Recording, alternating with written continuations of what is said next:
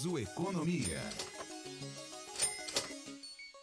Oi, gente, tudo bem? Estamos chegando com mais uma edição do nosso Niso Economia, aqui pela Rádio Niso, em radioniso.com, também pelas nossas redes sociais, no Labcom Uniso. Você pode procurar lá, digitar no YouTube, youtube.com/LabcomUniso. Você vai encontrar o nosso Niso Economia, o Rota Típica e muitos outros programas que a gente tem divulgado, tem trazido aqui para você. E também lá no Laboratório de CSA, @Laboratório de CSA aqui da Universidade de Sorocaba, você também vai encontrar muito conteúdo. Hoje com a gente aqui o nosso Mar Carrasco, na técnica de gravação e também na edição desse programa, e a apresentação de Douglas Vale, e a coordenação é da professora Evenise Batista. Essa semana nós recebemos o professor Renato Vaz Garcia, coordenador dos cursos de CSA aqui da Universidade de Sorocaba. Professor Renato, tudo bem, professor? 15 dias depois estamos de volta e, como sempre, o mundo não para, professor Renato. Bem-vindo mais uma vez. Agradeço o convite mais uma vez aí, Douglas. Sempre um prazer aí estar conversando com todos. Sim, sempre, toda semana a gente tem aí alguma notícia política, econômica, que acaba afetando sempre o dia a dia nosso aí, o nosso bolso, nosso emprego, nossa renda. Então são questões que acabam reverberando bastante aí em torno e chegam na gente em algum momento, né? As questões políticas, ultimamente, nós temos falado muito sobre isso, né, professor Renato? Com relação às políticas econômicas adotadas pelo Brasil. Nós estamos vivendo um momento importante, talvez é um dos momentos mais importantes de forma global, que é a COP30 em Belém do Pará. E nós já falamos sobre isso aqui no Niso Economia. Isso traz também alguma consequência, né? Essa questão dessa discussão climática, inclusive, dia desses teve invasão dentro lá do espaço reservado para a COP30, mas tanto tem trazido reverbera isso para todos nós, que tem muita gente reclamando, inclusive, dos preços. Trazer esse detalhe, viu, Márcio, acho que Márcio Garcia, se não me falha a memória, é o nome do âncora da CNN Brasil, comentando em relação ao preço, por exemplo, de um salgado e um refrigerante. Ele pagou quase R$100. Os preços em dólar, pelo jeito, né? Então, esses eventos aí eles são importantes, eles têm a sua importância, eles têm a sua pegada ali de assim, fazer algum barulho em relação a algum tema relevante. Eu acho que, obviamente, essa questão do meio ambiente é muito importante. Ela tem uma questão importante, que é a questão muito se fala de sustentabilidade, mas o que está por trás disso? É você fazer com que isso gere renda, com que isso gere grana, com que isso gere uma sustentabilidade no projeto, nessa discussão ambiental. Então, a discussão em si acaba sendo bem importante, mas assim, eu acho que do ponto de vista prático mesmo, de efetividade de ações, é muito difícil você fazer qualquer coisa hoje no mundo sem você ter China e Estados Unidos, né? E não adianta ficar os europeus, os latino-americanos ali, os países africanos discutindo, sendo que às vezes não tem recurso, não tem projetos bem feitos, não tem uma preocupação efetiva em fazer em levar essa questão do meio ambiente. E a gente não pode esquecer também que boa parte dos países ainda não desenvolveram, né? Então, a imensa maioria dos países não desenvolveram. Exatamente. E em algum momento eles vão precisar utilizar recursos naturais, assim como os países que desenvolveram usaram, né? Como é que vai ser o processo de desenvolvimento desses países sem poder usar os mesmos artifícios, as mesmas estratégias extrativistas que os países europeus, os Estados Unidos, o Japão e outros países conseguiram, né? Então, isso eu acho que é um imenso desafio, porque até hoje a teoria econômica não encontrou outra alternativa que não seja a utilização de recursos naturais, né? Não tem alternativa, até em questão tecnológica, né? Não tem como a gente fazer uma produção totalmente sustentável hoje, né? Totalmente assim, em termos de emissão de CO2, né, de não ter esses poluentes. Mas, enfim, é uma discussão que tem que ter, mas, assim, tem que ter um certo cuidado, porque esses países, eles têm necessidades muito mais urgentes do que, às vezes, alguma questão ambiental ali.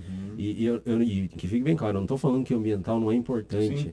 Mas fala que isso é uma preocupação com uma pessoa que ganha, sei lá, R$ 100 por mês ali, por semana, fazendo algum bico e tem que comprar arroz, feijão, sustentar uma família, né? Não é uma coisa simples. A pessoa que não tem um banheiro em casa, você vai falar para ela fazer política ambiental, para ela reciclar lixo, por exemplo, sendo que ela não tem nem banheiro em casa. Então é uma questão muito mais complexa do que parece na foto, assim, né? Porque na imagem é uma coisa maravilhosa, E né? essa complexidade toda, vou voltar aqui com a questão, e é o repórter, é o âncora da CNN Brasil, é o Márcio Gomes. Eu falei Márcio Garcia, não, Márcio Gomes. Ó, vou ler a notícia que está publicada, inclusive, no portal da revista Veja, veja.abril.com.br. Durante a cobertura da reunião de lideranças mundiais realizada nesta quinta-feira, dia 6, semana passada, em Belém, o evento que antecede a COP30, o jornalista Márcio Gomes relatou que gastou R$ 99 em apenas 3 itens, 2 salgados e um refrigerante. O âncora da CNN Brasil se queixou dos preços altos no seu perfil no Instagram. E aí ele fala que ele comprou uma kit de espinafre, falou, não vou fazer propaganda do refrigerante, é um refrigerante zero, e isso aqui deu R$ 70. Achei que ia ser pouco para me alimentar, porque o Márcio Gomes ele é um cara grande, né? E aí ele foi e comprou uma outra kit de camarão com queijo e pagou R$ 28. Nós estamos falando, professor, por que eu voltei nesse assunto? Porque o senhor trouxe aqui, vai falar para uma pessoa que ganha R$ 100 por semana para fazer um bico qualquer, não tem banheiro, não tem saneamento básico em casa e tudo mais, e se ouve muito falar na questão ambiental. Mas vai falar para um profissional que vai trabalhar num lugar como esse, falando-se em questões ambientais, mas é a cozinha, estão falando muito lá que é a cozinha, a culinária paraense e tudo mais, mas se cobra um absurdo desse, você Sim. foge completamente do que é para ser o evento, porque você vê lá danças dos povos tradicionais que estão fazendo, e estão fazendo muito bonito, por sinal. Tenho visto algumas coisas, é muito legal de acompanhar os nossos povos tradicionais se apresentando, se mostrando para o mundo.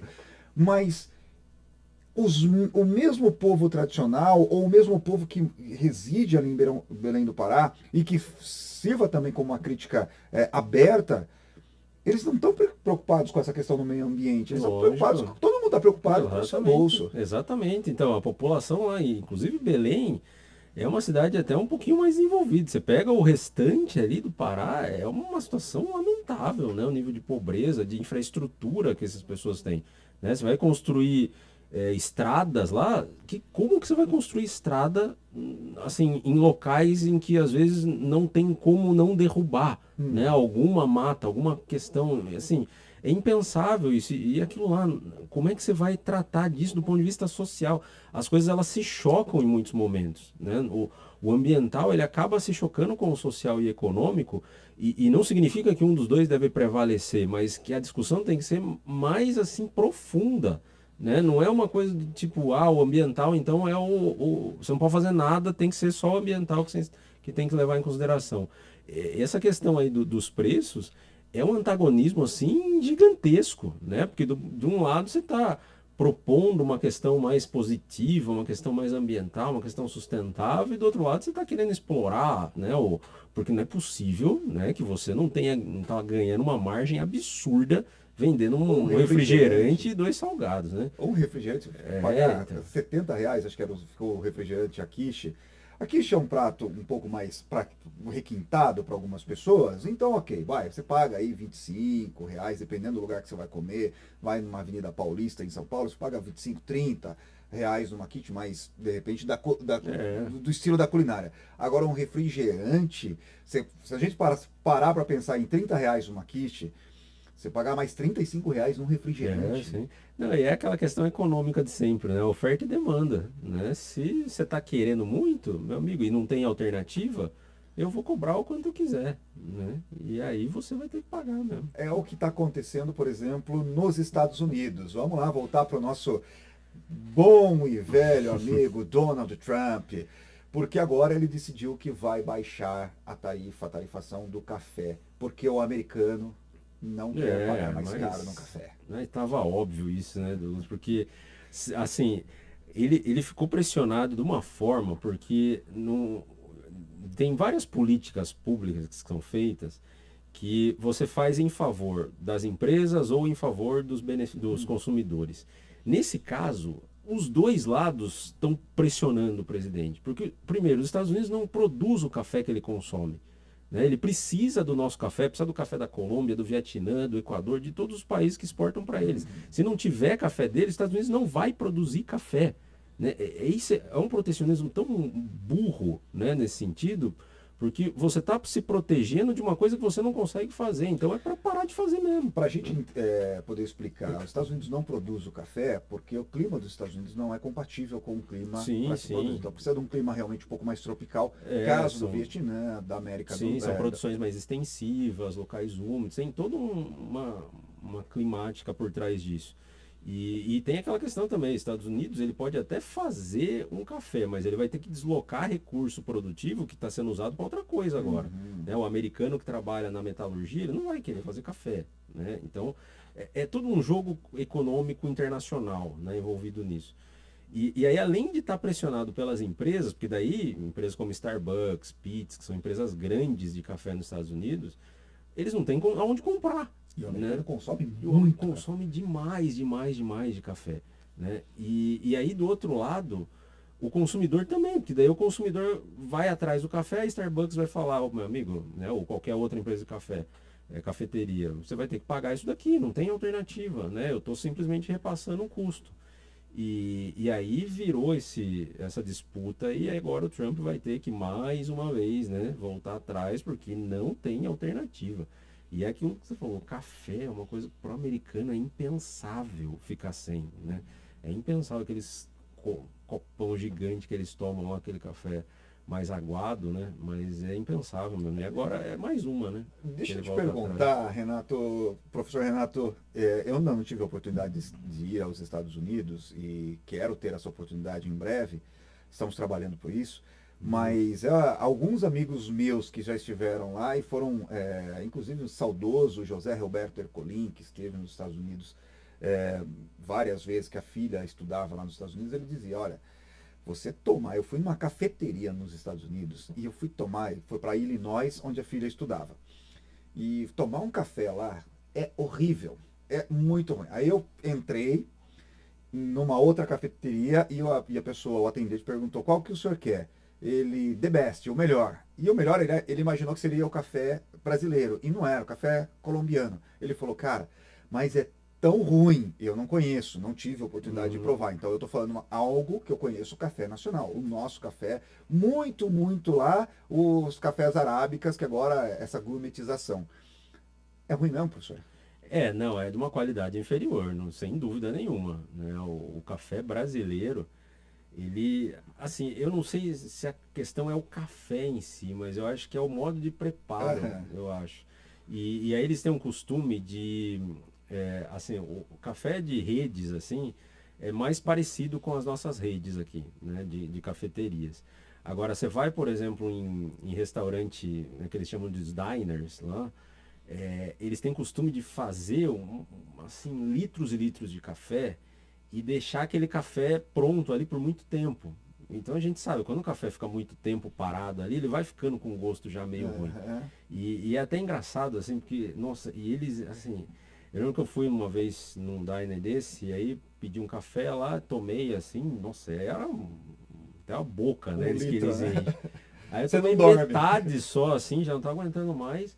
Aí eu nem pedi nada, a mulher veio e já encheu mais, né, de café, assim. Ou seja, tá tão acostumado de você tomar 2 litros de café de manhã, mas assim, realmente o café é bem diferente, assim, do nosso. O nosso é que depende muito da qualidade. E o jeito, por exemplo, o café expresso, eles não é costume deles lá, né? Eles não É, tomam muito esses cafés mais concentrados como o nosso.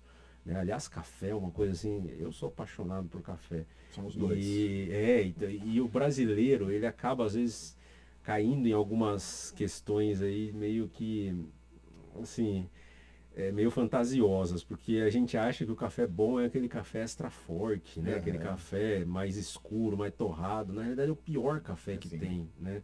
E daí você vai lá, você torra tudo que tiver junto no café, torra ali, e aí o café, eu lembro que tinha uma propaganda de uma marca de café que era torrado a não sei quantos graus, Sim, assim. E aí tava falando com o professor Rodrigo, que ele planta café, inclusive, falou, o café virou carvão, né, a essa temperatura. Então, às vezes, a gente tem que tomar cuidado com os marketings aí, olha, né? eu vou te contar, meu cafezinho bom é o cafezinho que a minha vozinha fazia, que a gente comprava lá no litoral. E aí ela chegava em casa, ela fazia a torra do café, ela Ah, fazia a sim. debulha, né? E depois a torra do Nossa. café. E depois ela fazia a moenda, ela piloava todo Sim, esses nos grãos pilão, né? de pilão de madeira De feito pelo madeira, meu eu pai lembro. ou pelo meu avô. E depois a gente passava. Aquele era um cafezinho, mas a minha Sim, vozinha já não sim, tem mais sim. condição, tá lá fazendo o cafezinho dela, mas ela não tem mais condição de pôr a mão na massa dessa forma. Mas esse é um cafezinho gostoso. Agora, professor, É. nós temos novidades também com relação à Bolsa de Valores. E olha que a gente saiu da COP30, já fizemos uma ponte aérea até os Estados Unidos, tomamos um cafezinho e já vamos falar agora da Bolsa de Valores. Por falar em Bolsa de Valores, aquele que opera a Bolsa de Valores, o economista, o jornalista não fica sem café, mas agora é a Bolsa de Valores que tem novidades também. A bolsa ela ficou 12 pregões consecutivos em alta, né? Hoje que ela deu uma ajustada, mas assim, a gente está com recordes e recordes na bolsa de valores, não é a única bolsa do mundo, né? Outros países também estão. Tem alguns dados positivos que saíram essa semana, a gente teve um dado de inflação que foi bem positivo, a expectativa de crescimento do IPCA era 0,14 e ele veio 0,9, né? 0,09, então foi um valor bem abaixo do esperado. Energia que ficou no mês de outubro um pouquinho mais barato, não significa que vai ficar, vai continuar, né? Por conta das bandeiras e tal. Uhum. Mas assim, a gente está num cenário de inflação já acomodando, né? Não também que a gente vai chegar na nossa meta, mas a inflação baixando é uma excelente notícia, que daí abre uma possibilidade da taxa de juros Selic baixar mais rápido, Tá. né, do que se esperado, porque a 15% nas taxas de juros é muito, muito alto mesmo, assim. Só que, e aí vem uma questão que não é culpa do Banco Central manter alta desse jeito, né? Porque a nossa taxa de juros básica, né, essa Selic, todo país tem essa taxa básica e afeta todas as operações de crédito em cada país. Só que o grande problema no nosso caso é que essa Selic ela não afeta uma boa parte das operações Uhum. financeiras, das operações de crédito. Porque boa parte das operações de crédito são subsidiadas ou com juros tabelado, então ele não é afetado pela mudança da Selic. Né? Então por isso que às vezes o Banco Central tem que subir mais os juros aqui para reduzir a inflação do que em outros países os bancos centrais têm que subir juros. Então a perspectiva, pelo menos nos próximos meses, primeiros meses do ano, é de um cenário um pouquinho mais favorável, né? Ainda mais com questão internacional acomodando também. Essa questão do Trump e do café é mais uma, né? Mas ele tem feito uma série de outras também indicações. Tem a questão do fim do shutdown nos Estados Unidos Sim. também, que está para ser votado aí essa semana. Então, tem notícias muito boas vindo. Agora a gente fica imaginando, né? Fica discutindo com os alunos, com os professores, porque se a gente fizesse a lição de casa do ponto de vista fiscal nosso, a gente teria um potencial gigantesco, sabe? Porque o nível de gasto público, de tributação e de dívida pública no Brasil permanece sem solução, né? Não tem alternativa para isso. A gente gasta demais, a gente gasta proporcionalmente muito com um funcionário público, a gente gasta proporcionalmente muito com previdência, né? E a gente ainda vai ficar mais velho. Então a gente tem uma tributação completamente bagunçada, você não sabe quanto de imposto que você paga, nem o Estado sabe quanto que ele recebe de ICMS numa operação, assim, é uma bagunça total. Se a gente tivesse um pouco de planejamento, assim, transparência e uma questão mais regimentar em relação aos gastos, né, de regras mesmo, eu acho que a gente estaria numa situação excepcionalmente melhor, porque a gente tem, desculpa, Lu, Não, a gente tem uma coisa que às vezes em outros países em desenvolvimento eles não têm tanto, que é uma certa calmaria institucional. Né? É óbvio que tem lá o problema do golpe, tem o STF, tem isso e aquilo, mas assim, comparado a outros países, é muito mais tranquilo. Né? Então você fazer política pública aqui, política econômica, não tem tanto estresse, né, institucional, político e social. Então você consegue fazer as coisas assim, mas desde que você esteja preparado para isso. Né? E infelizmente o fiscal ainda é uma coisa que pega muito para a gente. eu vou fazer uma pergunta, e de repente pode ser uma pergunta um pouco mais dura, e até mais dura para quem está ouvindo e assistindo a gente em casa. Eu estava acompanhando agora há pouco a letra de uma música de um cantor carioca, Gabriel Pensador, um cantor carioca, filho de professor, se não me falha a memória, acho que a mãe dele também é psicóloga ou filósofa, alguma coisa assim. E eu estava escutando uma música lá dos anos 90, que chama O Retrato de um Playboy. E na letra da música diz assim: esse é o retrato da nossa juventude. Então a música, ele tenta retratar, ele traz um retrato, e é uma música para quem está acompanhando, de repente não acompanhou e não prestou atenção na letra da música, ouve, presta atenção na letra da música, porque te leva a uma reflexão sobre algumas coisas que nós vivemos lá nos anos 90 e estamos vivendo ainda hoje.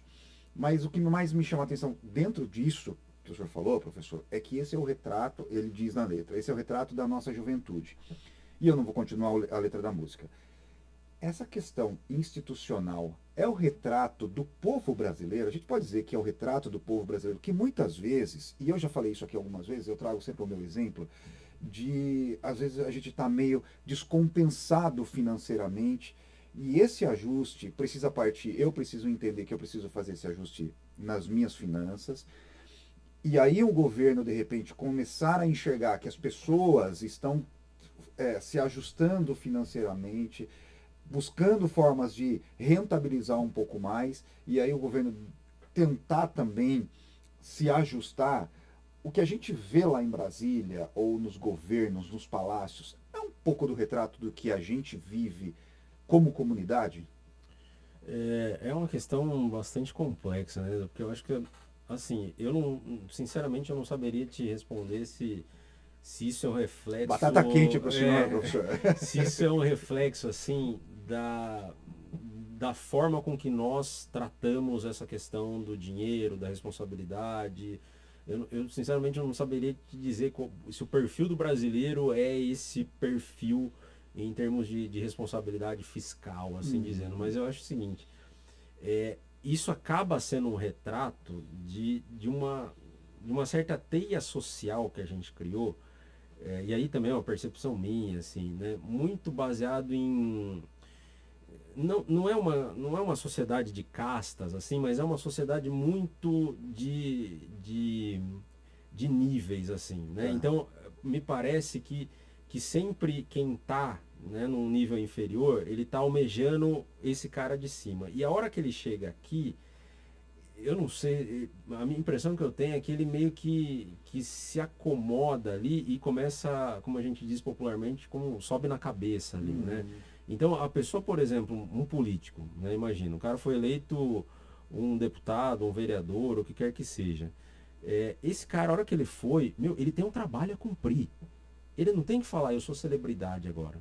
Né? Vocês são todos meus súditos aqui, agora onde eu passar todo mundo vai beijar minha mão, né? Porque agora eu sou a celebridade. E como a gente tem visto isso? Então, é exatamente, é esse que eu acho que é a questão que a gente construiu, que de certa forma, eu não sei se é possível a gente desconstruir, porque isso é uma questão social, que é aí que eu acho que vem da sociedade isso. Né? Isso a gente percebe no dia a dia nosso social, não só na política, né? Aliás, a política e todas as suas relações é muito reflexo do que é a relação social, né? Então, isso é uma coisa assim que é muito ruim. Eu vejo até mesmo em redes sociais, em divulgação de políticas e de ações políticas que vereadores ou deputados ou até, né, executivo faz. Assim, de um nível tão assim superficial, de um nível tão medíocre, né? Sendo que ele está lá para fazer o trabalho dele ali, né? Não para se achar uma celebridade agora, né? Eu já te comentei aqui em outra oportunidade, lá na Suécia, lá em Estocolmo, os vereadores eles não têm salário, né? Em Estocolmo, que é a capital da Suécia, que é uma cidade absurdamente rica em termos de renda per capita, que teria condições de pagar salário para essa turma. Mas eles não recebem salário, só o presidente da casa que recebe. Os outros têm trabalhos normais e eles vão lá quando precisa fazer uma votação. Né? Agora, aqui no Brasil, a gente cria essas figuras ilustres, né? Que assim acaba atrasando demais o nosso desenvolvimento. E aí isso vai. E aí isso cria também grupos organizados, né? Porque daí esses caras se elegem, opa, então a gente já vai formar um grupinho aqui para manter os nossos benefícios, para buscar outros, e assim vai. E aí a sociedade, de certa forma, vai tentando se encaixar nesses grupos, né? Fala, meu, eu preciso sobreviver. Como que eu sobrevivo socialmente falando, né? Preciso me aliar a alguém, né? Então, esse tecido social, eu acho que é um assunto mais para o professor Vidal, inclusive, o professor André, de filosofia. Eu acho que essa turma está mais inteirada em explicar o que é isso, né? Mas, trocando em miúdos o que o professor Renato Vaz Garcia está falando aí, qualquer semelhança com algumas situações que você tem visto aí em algumas cidades da região metropolitana de Sorocaba, não é mera coincidência, tá? Exatamente. Professor Renato Vaz Garcia, a gente só pode agradecer a sua participação aqui. E olha como o assunto, a gente vai alimentando aquilo que a gente vai conversando, que a gente vai entendendo ao longo dos dias. E chega aqui, o tempo vai muito rápido e tem tanta coisa para a gente falar. Né? Essa questão do shutdown nos Estados Unidos, algo que tem chamado bastante atenção, e outras situações. Mas nosso tempo é escasso, só posso agradecer. Redes sociais também do professor Renato Vaz Garcia para a galera poder entrar em contato. O Instagram é Renato_VG, né, de Vaz Garcia. E-mail é renato.garcia@prof.niso.br. Desculpa, @prof.niso.br. E a rede social também do Laboratório de CSA, né? Só digitar lá no Instagram, Laboratório de CSA, já vai aparecer lá. Vou fazer um desafio, professor, para a gente escrever um artigo juntos em relação a essa questão dessa percepção. Acho que dá um material muito legal, um material muito interessante para se falar sobre isso. Professor, uma ótima semana. Nos falamos daqui a 15 dias. Posso falar, né, que espero que esteja menos borbulhante, essa água esteja menos fervente, mas... Não, e até nesse assunto, aproveitar, indicar um livro, né, aliás, sempre bom. São 2 volumes, né, Os Donos do Poder, do Raimundo Faoro, eu acho que explica muito, né, essas relações. E eu acho que vale muito a pena para a gente entender o que nós somos, né, Sérgio Buarque de Holanda, tem assim, vários, né, que poderiam ser lidos nessa questão social do Brasil, o que é o brasileiro, né? Tá aí, mais uma indicação. Niso Economia também traz cultura para você. E você que esteve junto com a gente, nosso melhor muito obrigado. Semana que vem a gente está de volta com o professor Marcos Canhada também, falando um pouquinho mais sobre as variações de preços. E agora a gente vai falar muito sobre essas variações de preços, principalmente cesta básica, preços dos produtos que você consome na sua casa, porque nós estamos chegando naquela época de festas de final de ano. E isso tende a mexer muito com o mercado. O professor Renato Vaz Garcia já prepara a pauta, porque a gente vai falar muito sobre isso, essa mexida que o mercado deve sofrer por conta das festas de final de ano. Também, para quem pretende viajar, deve ter uma mexida aí nos custos das viagens, estadias em hotéis e tudo mais. A gente vai falar um pouquinho mais sobre isso também. E o Black Friday, né? Tem o Black Friday. A Black, professor. A Black. Por falar em Black, estava terminando aqui, mas qual a expectativa para Black? Eu acho que é positiva, bem positiva, viu? Eu acho que ainda mais com a cidade de inflação que eu comentei, eu acho que a tendência é ter volume de vendas bem grande agora. Né? Guardou um dinheirinho lá para fazer umas... já foi, uma parte já foi, em tudo em livro, né? Daqui a pouco minha esposa me põe para fora de casa já, mas por enquanto ainda tem espaço para os livros. Então tá certo. Semana que vem a gente tá de volta. Lembrando sempre, nosso Marco Carrasco é o nosso diretor de TV, nosso DTV e editor também desse programa. Douglas Vale apresentando e a coordenação é da professora Evenise Batista. Um grande abraço a você e você que está também em 104,5 na Cantate FM em Votorantim. Até a próxima, gente. Tchau. Niso Economia.